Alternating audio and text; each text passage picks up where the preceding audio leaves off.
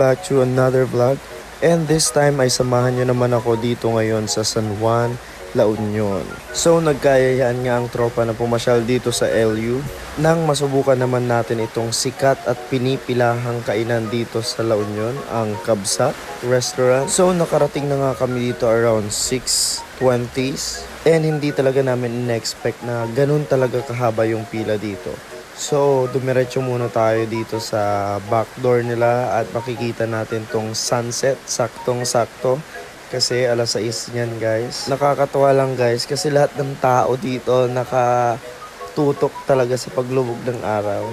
And ito nga palang Kabsat Restaurant ay matagal ko nang nakikita sa online and naku-curious talaga ako. Kaya lahat kami talagang na-excite kasi first time namin. So, almost an hour kami naghintay dito sa labas hanggang ito na nga napapasok na tayo at na-serve yung food natin.